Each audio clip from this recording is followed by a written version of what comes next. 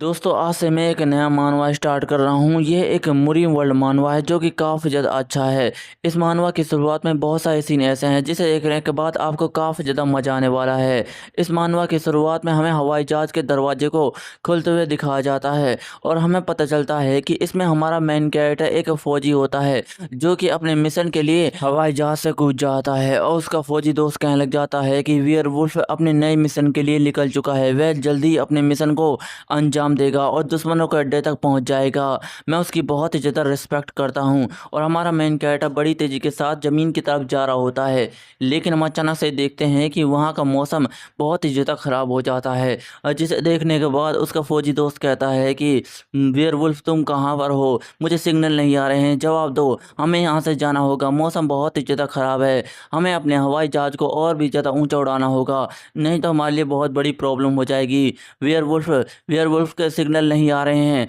और हम देखते हैं कि हमारे मेन कैरेक्टर की आंखें धीरे धीरे खुल रही होती हैं, लेकिन वह कुछ देखकर हैरान हो जाता है और कहने लग जाता है कि यह क्या है, यह कौन सी जगह है, जिस जगह के लिए मुझे अपने मिशन पर भेजा गया था यह जगह उससे काफ़ी ज़्यादा अलग है। और हमारा मेन कैरेक्टर हमें अपनी आइडेंटिटी बताते हुए कहने लग जाता है कि मेरा नाम वांग शेंग है, जिसे स्नाइपर किंग भी कहा जाता है, और मेरा कोड नेम वेयरवुल्फ है और ज़्यादातर वेयरवुल्फ का नाम मैं अपने मिशन में ही यूज करता हूँ। लेकिन अब मैं किस सिचुएशन में फंस गया, मुझे कुछ भी समझ नहीं आ रहा है और ये कौन सी जगह है। और वह अपने पैराशूट को खोलने की कोशिश करता है लेकिन उसका पैराशूट नहीं खुल रहा होता है, जिसे देखने के बाद शेंग कहता है कि यह क्या बकवास है, मेरा पैराशूट क्यों नहीं खुल रहा है, अगर मेरा पैराशूट नहीं खुला तो मैं मिशन में फेल हो जाऊंगा और मारा जाऊंगा, मुझे एक सेफ लैंडिंग करनी होगी ताकि मैं अपने मिशन को पूरा कर सकूं। और हम देखते हैं कि उसके साइड से कोई चीज़ आकर ज़मीन पर गिर रही होती है और वह भी काफ़ी ज़्यादा तेज़ होती है, जिसकी वजह से ज़मीन के ऊपर एक जोरदार धमाका होता है और हम देखते हैं कि यह कोई शेंग का ही सामान होता है।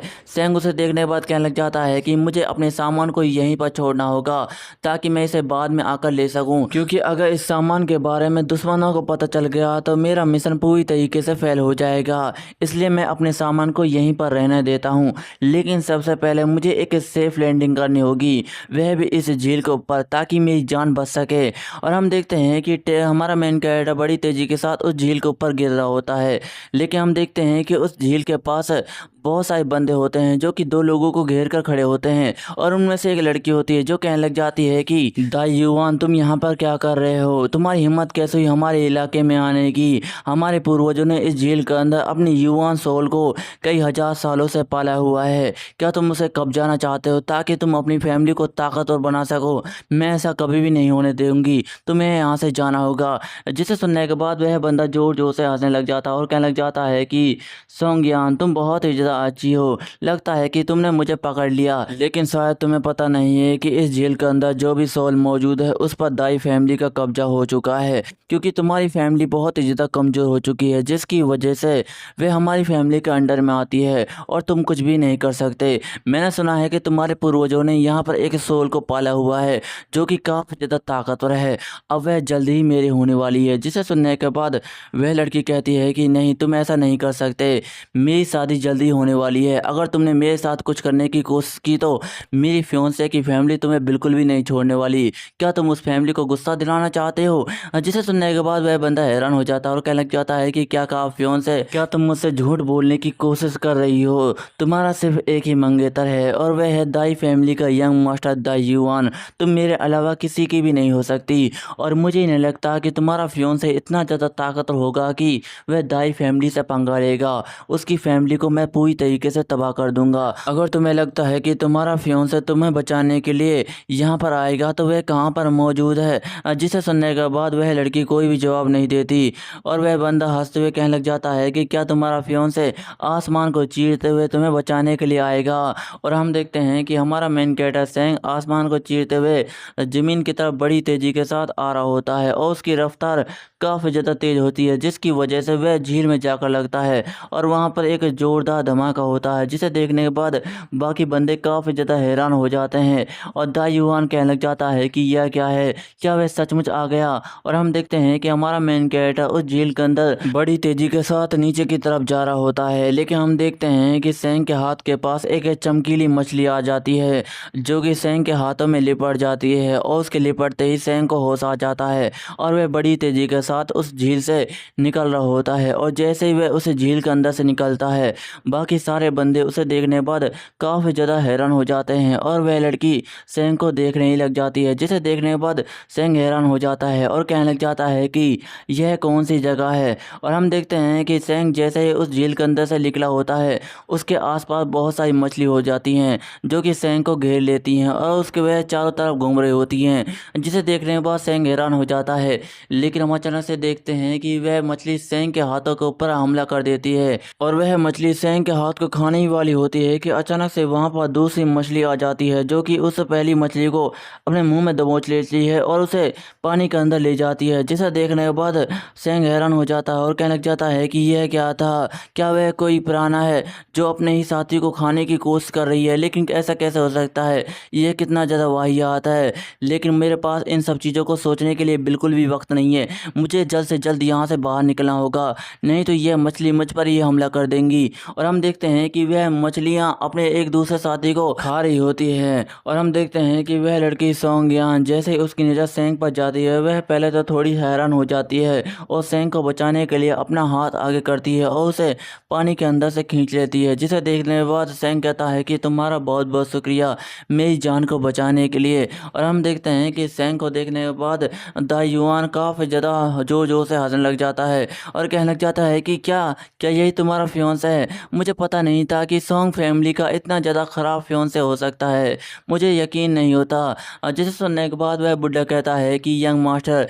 ज़रा वहाँ पर तो देखो, उस झील के अंदर वहाँ पर कितनी ज़्यादा सोल मौजूद है और वे अपने आप को ताकतवर बनाने के लिए एक दूसरे को खाती हैं। जिसे सुनने के बाद सेंग अपने मन में कहता है कि क्या कहा सोल, पर वह तो एक पुराना मछली है जो कि एक दूसरे को खा रही हैं और इनको देखने से ऐसा लगता है कि जैसे ये कोई कॉस्प्ले कर रहे हैं, कहीं ऐसा तो नहीं है कि ये कोई असली दुनिया है और मैं इस अर्थ की दुनिया से दूसरी दुनिया से जुड़ गया हूँ, पर ऐसा कैसे हो सकता है। लेकिन इन लोगों को देखने से ऐसा लगता है कि जैसे ये लोग पृथ्वीवासी बिल्कुल भी नहीं है, इसका मतलब है कि मैं दूसरी दुनिया के अंदर आ चुका हूँ। और हम देखते हैं कि वह लड़की सेंग के पास आ गई है। देखने के बाद सेंग थोड़ा सा हैरान हो जाता है और वह लड़की कहने लग जाती है कि तुम्हारे साथ क्या गलत है, तुम ऊपर से कहाँ पर आए हो, यहाँ तो कोई भी आसपास पेड़ भी नहीं है, तुम कहाँ से हो। जिसे सुनने के बाद सेंग कहने लग जाता है कि दरअसल मैं, और वह बंदा जोर जोर से हंसने लग जाता है और कहने लग जाता है कि ज़रा वहाँ पर तो देखो, ये उनके पूर्वजों की सोल है,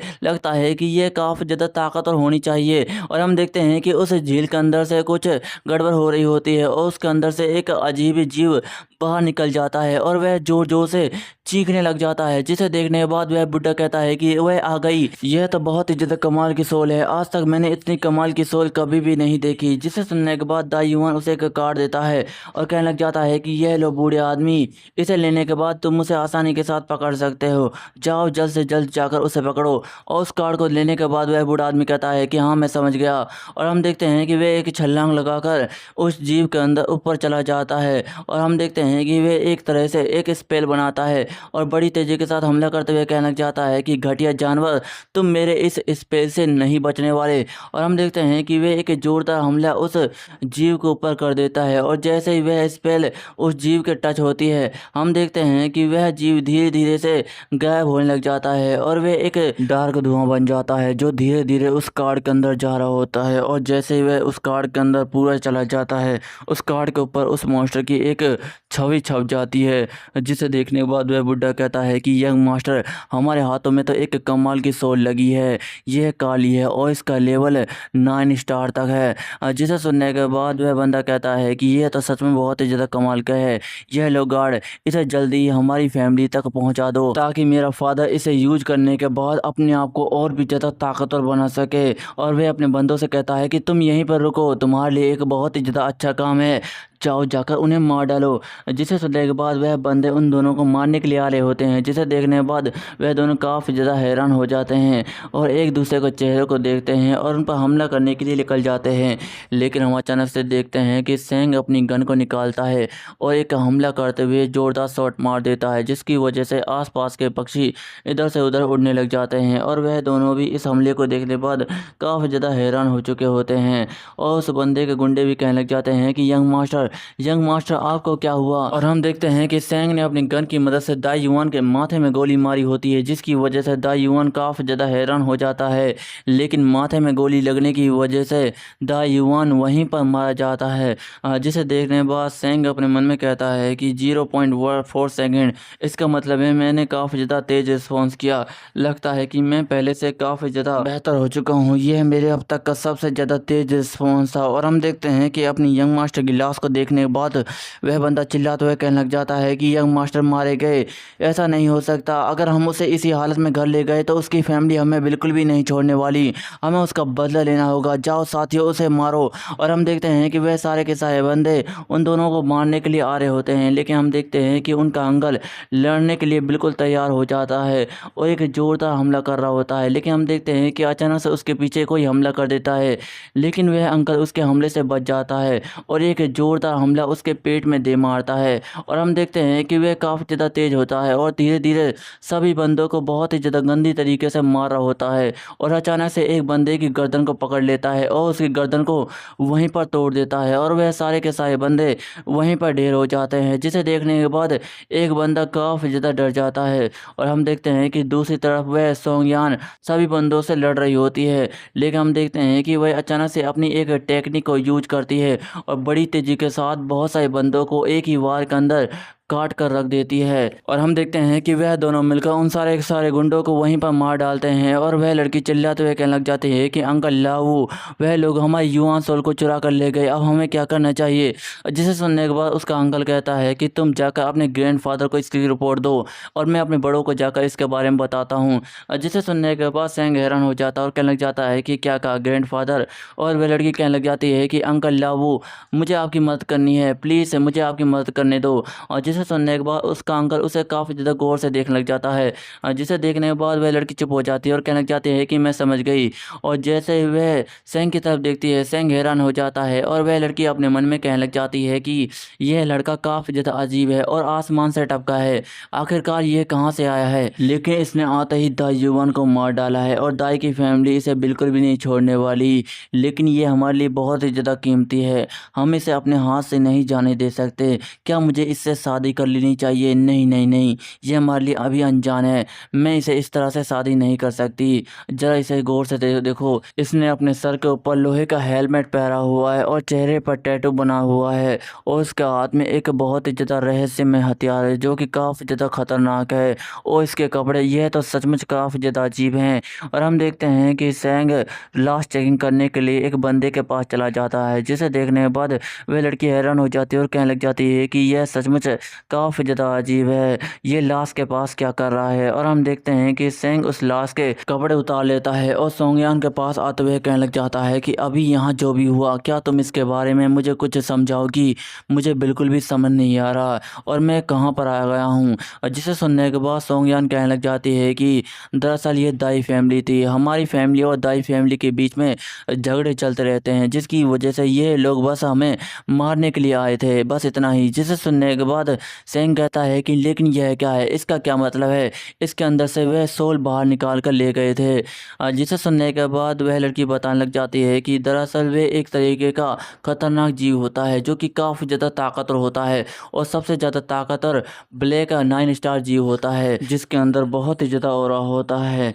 अगर कोई कल्टीवेटर इस जीव के ऊपर अपना कंट्रोल कर लेता है तो वह अपनी कल्टीवेशन पावर की मदद से अपने लेवल को बढ़ा सकता है और अपने आप को और भी ज़्यादा ताकतवर बना सकता है। और दाई फैमिली हमसे यही छीनना चाहती थी ताकि वे अपनी फैमिली को और भी ज़्यादा ताकतवर बना सके। लेकिन आज पहली बार मैंने इतनी ज़्यादा सोल को एक दूसरे को खाते हुए देखा है। मुझे अपनी आंखों पर यकीन नहीं होता कि वे एक दूसरे को खाकर अपने आप को इतनी ज़्यादा इम्प्रूव कर सकती हैं। और हम देखते हैं कि सेंग उसकी बातों को ही सुन रहा होता है, जिसे देखने के बाद वह लड़की कहने लग जाती है कि अरे मैं तो भूल गई, मैंने तुमसे इतनी ज़्यादा देर से बात कर रही हूँ लेकिन मैंने तुम्हारा नाम तो जाना ही नहीं। मेरा नाम सोंगयान है और मैं सोंग फैमिली से हूँ, जो कि सैंगलिन शहर की सबसे ज़्यादा बड़ी फैमिलियों में से एक है। और हम देखते हैं कि यह सुनने के बाद सेंग अपना हाथ आगे कर देता है, जिसे देखने के बाद वह लड़की थोड़ी सी हैरान हो जाती है और सेंग कहने लग जाता है कि मेरा नाम वांग सेंग है। और जैसे सेंग को रियलाइज होता है वह कहने लग जाता है कि मुझे माफ़ कर देना, मुझे इसके बारे में कुछ भी नहीं पता था। और जिसे सुनने के बाद वह लड़की आसमान की तरफ देखते हुए कहने लग जाती है कि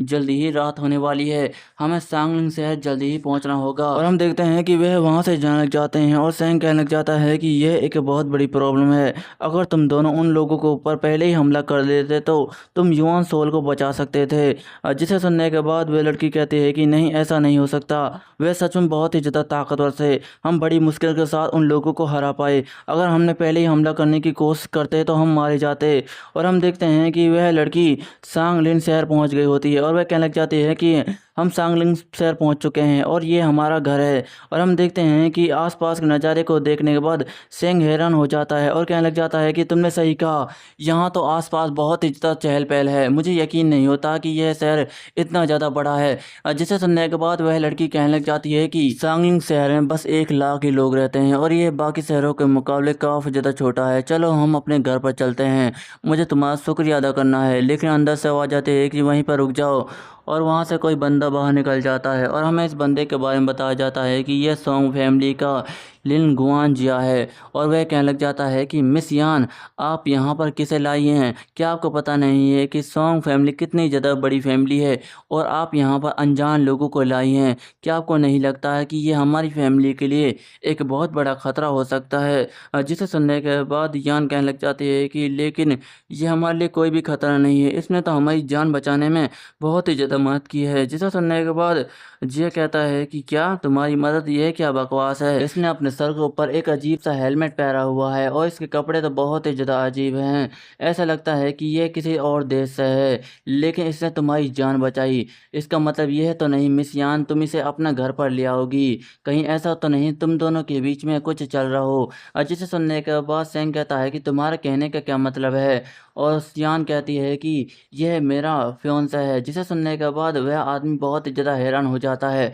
और कहने लग जाता है कि क्या कहा फियोंसे, इसका क्या मतलब है? नहीं नहीं, ऐसा बिल्कुल भी नहीं हो सकता, ऐसा लगता है कि मिस यान आप मुझसे झूठ बोलने की कोशिश कर रही हैं और मुझे बेवकूफ़ बना रही हैं, लगता है कि यह हमारी फैमिली का कोई दूर का कज़न है। और वह अपने मन में कहता है कि अगर यह इंसान हमारे घर में आया तो मुझे कुछ भी फ़ायदा नहीं होने वाला, मुझे मिस यान का फियोंसे कोई और चुनना होगा ताकि मैं अपने आप को और भी ताकतवर बना सकूं और अपने आप को एक बहुत बड़ी फैमिली के साथ जोड़ सकूं। लेकिन हम देखते हैं कि अचानक सेंग उस आदमी के ऊपर एक जोरदार थप्पड़ मार देता है, जिसकी वजह से वह आदमी दूर दीवार से जाकर लगता है। और सेंग कहने लग जाता है कि तुम्हारी हिम्मत कैसे हुई अपनी फैमिली की यंग लेडी से बदतमीजी करने की? क्या तुम्हें नहीं पता कि तुम्हें अपने हद में रहना चाहिए? जिसे सुनने के बाद वह आदमी गुस्सा हो जाता है और कहने लग जाता है कि मैं इसकी शिकायत जरूर अपने लीडर से करूंगा, तुम्हें मैं बिल्कुल भी नहीं छोड़ूंगा। और जिसे सुनने के बाद सेंग और भी ज़्यादा गुस्सा हो जाता है और एक जोरदार लात उसके मुंह पर दे मारता है,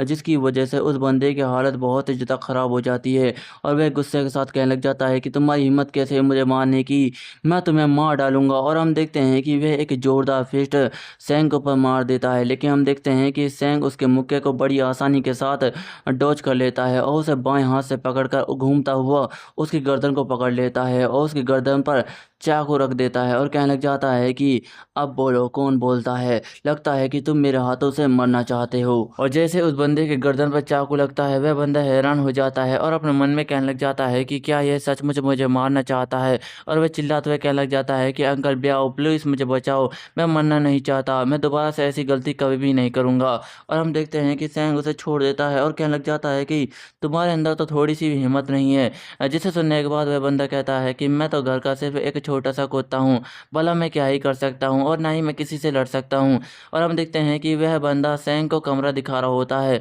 जिसे देखने के बाद सोंगयान कहती है कि यही तुम्हारा कमरा है। जिसे सुनने के बाद सेंग कहता है कि हाँ ठीक है, लेकिन मुझे इस बात से कोई भी फर्क नहीं पड़ता। और वह बंदा कहने लग जाता है कि मिस यान आपको ये पसंद आया, अब मैं आपसे इजाज़त चाहता हूँ। और हम देखते हैं कि वह बंदा वहाँ से चला जाता है और पीछे मुड़ते हुए अपने मन में कहने लग जाता है कि वांग सेंग, मैं तुमसे अपना बदला जरूर लूँगा। और हम देखते हैं कि वह दोनों दोनों अब कमरे में आ जाते हैं और सेंग कहने लग जाता है कि ये तानाशाही लोग तो बहुत ही ज़्यादा बकवास हैं। जिसे सुनने के बाद सोंग यान पीछे से आवाज़ देती है, जिसे सुनने के बाद सेंग कहता है कि क्या हुआ, और वह लड़की उसके मुंह पर कपड़े फेंक कर मारती है और कहने लग जाती है कि तुम क्या बकवास कर रहे हो, जल्दी से नहा लो और कपड़े बदल लो और अपने इस गंदे से चेहरे को धो लो, मैं तुमसे बाद में आकर मिलती हूँ। और वह लड़की वहाँ से चली जाती है। फिर इसके थोड़ी देर बाद हम देखते हैं कि सेंग नहा लिया होता है और हम देखते हैं कि ये काफ़ी ज़्यादा अच्छा भी लग रहा होता है। और जिसे देखने के बाद वह लड़की हैरान हो जाती है और कहने लग जाती है कि तुम तो सचमुच बहुत ही ज़्यादा हैंडसम लग रहे हो, लेकिन तुम्हारे बाल बहुत ही ज़्यादा छोटे हैं। जिसे सुनने के बाद सेंग कहता है कि इससे कोई भी फ़र्क नहीं पड़ता और वह कहने लग जाता है कि मुझे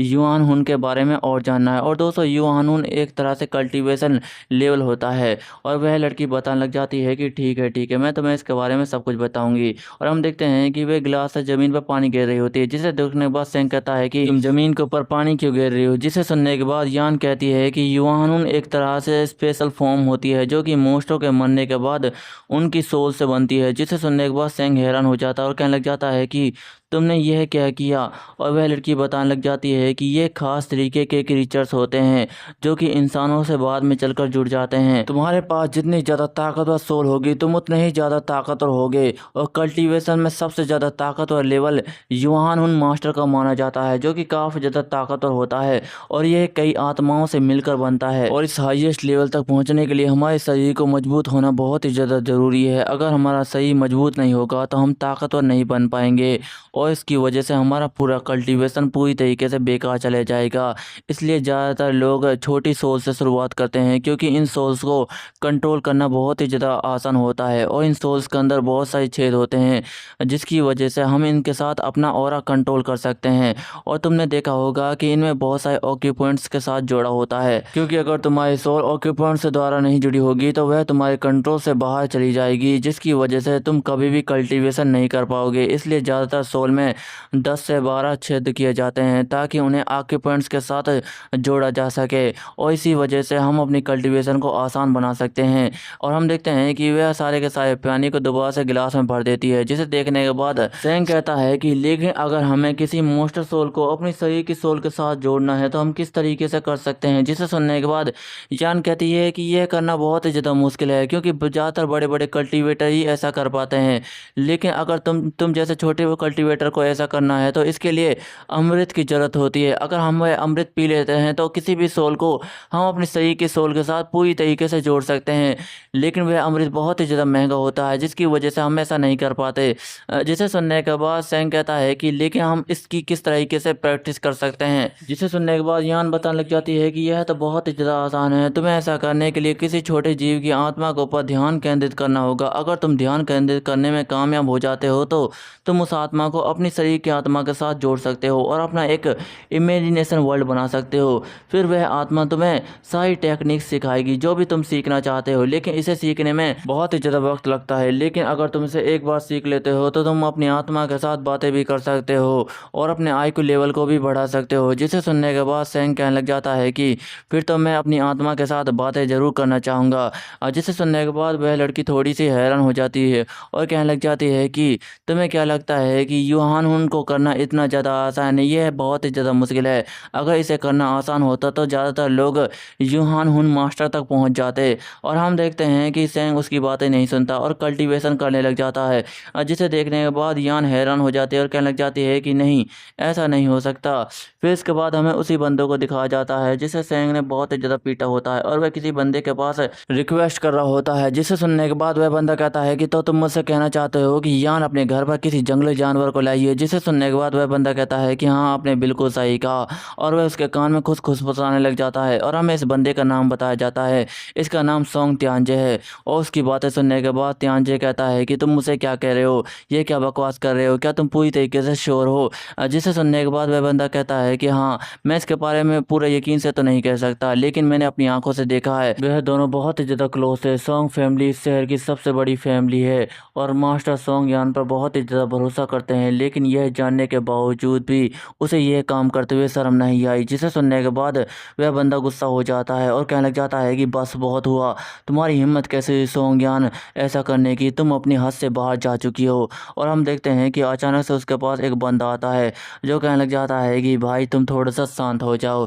तुम्हें ज़्यादा गुस्सा करने की कोई भी ज़रूरत नहीं है, मुझे बस 2-3 दिन का समय दो, मैं सब कुछ संभाल लूँगा और उस अनजान इंसान को ऐसे गायब कर दूंगा जैसे वह हमारे शहर में कभी आया ही नहीं था, मैं उसे पहाड़ियों में जाकर दफना दूंगा। जिसे सुनने के बाद तियानजे खुश हो जाता है और कहने लग जाता है कि अच्छा तुमने बहुत अच्छा किया और यह तो हमारे लिए काफ़ी ज़्यादा खुशी की बात है, लेकिन एक और रिक्वेस्ट है जो मैं तुमसे करना चाहता हूँ। तुम्हें सारे के सारे शहर में ये खबर फैलानी है कि वह लड़का पूरी तरीके से बेकार है, जिसकी वजह से शहर के लोग उस पर ध्यान नहीं देंगे और उससे नफरत करेंगे और बाद में सारा का सारा मामला हम संभाल लेंगे, किसी को कानों कान खबर भी नहीं होगी कि वह लड़का कहाँ पर गया। और फिर इसके बाद हमें सेंग की मछली को दिखाया जाता है जो कि आसमान में से उड़कर आई हुई होती है, जिसे देखने के बाद सेंग कहता है कि क्या यही वह सोल है जो मैंने अपनी इमेजिनेशन से बनाई है, मुझे यकीन नहीं होता कि यह मेरी अधूरी आत्मा है। लेकिन हम अचानक से देखते हैं कि वहाँ पर एक और सोल आ जाती है, जिसे देखने के बाद सेंग हैरान हो जाता है और कहने लग जाता है कि यह क्या है,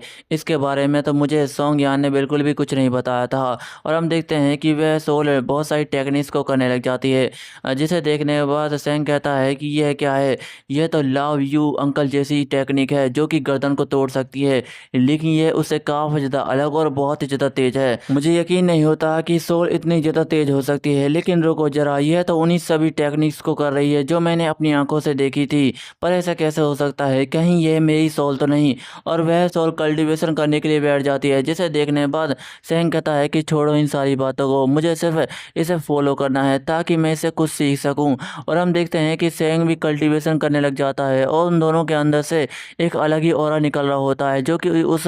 मछली सोल के अंदर जा रहा होता है और उसके आसपास बहुत सारा ऑरा निकल रहा होता है, जिसे देखने के बाद जान बहुत ही ज़्यादा हैरान हो जाती है और कहने लग जाती है कि इम्पॉसिबल, ऐसा नहीं हो सकता, यह तो एक जीनियस है, एक सोल को कंट्रोल करने के लिए कम से कम 1 घंटे का वक्त लगता है, लेकिन इसने तो आधे घंटे के अंदर ही एक सोल कंट्रोल कर ली। लेकिन यह बहुत ही दुखी की बात है कि यह एक अलग ही वर्ल्ड में पैदा हुआ, अगर ये हमारे यहाँ पर होता तो इसका भविष्य बहुत ही ज़्यादा उज्जवल हो सकता था। और हम देखते हैं कि सेंग की आंखें धीरे धीरे खुल गई होती है, लेकिन हम देखते हैं कि अचानक से उसके सामने यान होती है जो कि सेंग के बहुत ही ज़्यादा करीब आ चुकी होती है, जिसे देखने के बाद सेंग भी हैरान हो जाता है। और दोस्तों इसी के साथ ही हमारा चैप्टर भी एंड हो जाता है। दोस्तों आपको नया मानवा का चैप्टर कैसा लगा कमेंट में ज़रूर बताएं। और दोस्तों 2 दिन से वीडियो नहीं आई, मुझे उसके लिए माफ़ कर देना, क्योंकि मुझे मानवा को ढूंढने में बहुत ही ज़्यादा प्रॉब्लम होती है, क्योंकि ज़्यादातर मानवा एक्सप्लेन हो चुके होते हैं, इसलिए मुझे देर हो गई। अगर आपको यह वीडियो अच्छी लगी हो तो वीडियो को लाइक एंड चैनल हो चैनल सब्सक्राइब कर लीजिए। मिलता है अगली वीडियो में, धन्यवाद।